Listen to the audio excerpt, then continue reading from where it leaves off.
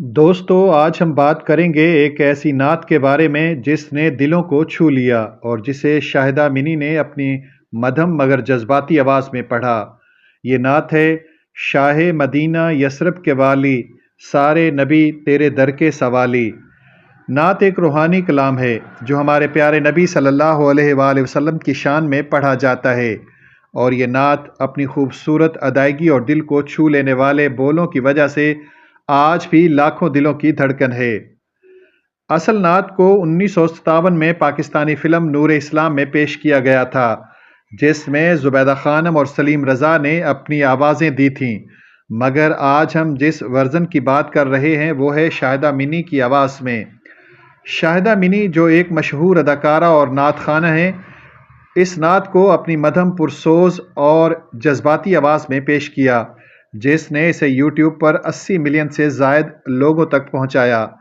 ان کی آواز میں سنتے ہی دلوں میں عشق رسول صلی اللہ علیہ وآلہ وسلم کے جذبات جاگ اٹھتے ہیں۔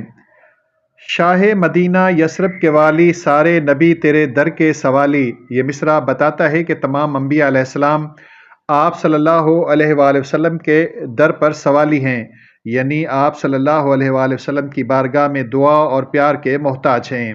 دوستو اس نعت میں ہر لفظ اللہ کے رسول صلی اللہ علیہ وسلم کے لیے محبت اور عقیدت کی عکاسی کرتا ہے۔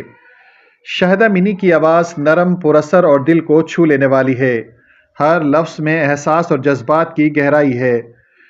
سنتے ہی دل میں ایک سکون اور روحانی روشنی محسوس ہوتی ہے۔ یوٹیوب پر اس نعت کے 80 ملین سے زائد ویوز یہ ثابت کرتے ہیں کہ لوگوں کے دلوں میں عشق رسول صلی اللہ علیہ وآلہ وسلم اور عقیدت کی کتنی گہری جگہ ہے۔